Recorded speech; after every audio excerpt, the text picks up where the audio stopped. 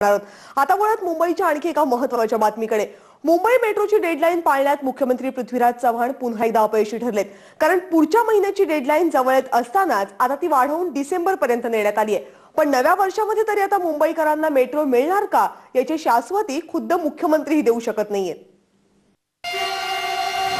डिसेंबर 2010, जून 2011, March 2012,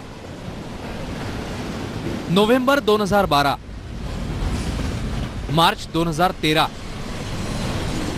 September 2013, December 2013। Mumbai मेट्रोवर नेमक्या किती deadline दिल्या हे खुद्द मुख्यमंत्र्यांनाही आता आठवत नसेल।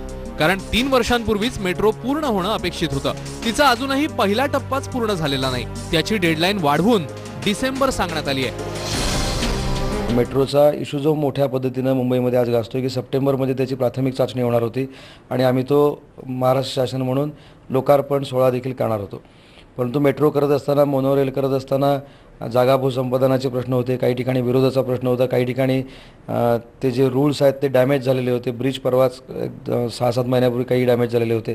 त्याच्यामुळे ह्या प्राथमिक चाचणीला वेळ लागतोय। पण माझ्या अंदाजाप्रमाणे नोव्हेंबर-डिसेंबरच्या दरम्यान याची प्राथमिक चाचणी पूर्ण होईल आणि त्याच्यानंतर तो लोकांना अर्पित केला जाईल। पृथ्वीराज चव्हाण सरकारची कामाची पद्धत बघता ही मेट्रो नव्या वर्षात तरी मुंबईकरांच्या उपयोगाला पडेल काय हे निश्चित सांगता येण्यासारखं नाही। 12 किलोमीटरच्या वर्सोवा अंधेरी घाटकोपरसाठी सुरुवातीचं बजेट होतं 2356 कोटी। आता हे बजेट गेलंय 4291 कोटी रुपयांवर। म्हणजेच डेडलाईन जसजशा वाढत गेल्या तसतसं बजेट फुगवत नेलं, ज्याचा भुर्दंड थेट टॅक्स पेअरच्या खिशाला बसणार आहे। अगदी विलासराव देशमुख मुख्यमंत्री होते, मग अशोक चव्हाण आले आणि आता पृथ्वीराज चव्हाण आले। या तिन्ही मुख्यमंत्र्यांच्या कार्यकालात दरवर्षीच्या राज्यपालांच्या अभिभाषणात यावर्षी आता मेट्रोचं सुरू, यावर्षी आता मेट्रोचं, असं आम्ही दर अभिभाषणात राज्यपालांचे ऐकतोय। पण दरवेळी काहीतरी कारण निघतं आणि मेट्रोचे पुढे ढकललं जातं। आणि याचं एकमेव कारण असं आहे, थोडं वास्तव रेल्वेची अडचणी ह्या कारण आहेत की नक्की असतील, ही सरकारच्या हलगर्जीपणामुळे, अदूरदृष्टीपणामुळेच आता ही मुंबईकरांना लांबवत चाललेली आहे। मुंबईच्या मेट्रोचं काम मुकेश अंबानींच्या रिलायन्स इन्फ्राकडे आहे। ज्या भागात मेट्रोचं काम सुरू आहे तिथे ट्रॅफिक जॅम पासून ते अपघात होण्यापर्यंत सगळ्या घटना घडतायत। आता पुन्हा 4 महिन्याची नवी डेडलाईन म्हणजे मुंबईकरांच्या त्रासाचे आणखी काही महिने वाढलेच।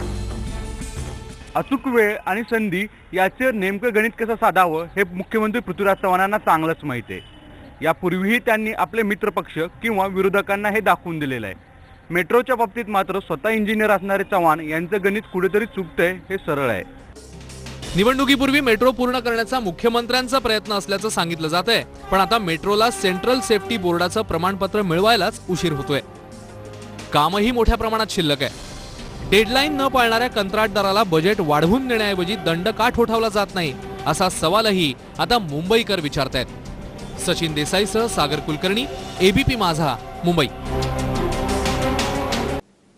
मुंबईकरांच्या डोक्यावरून धावणार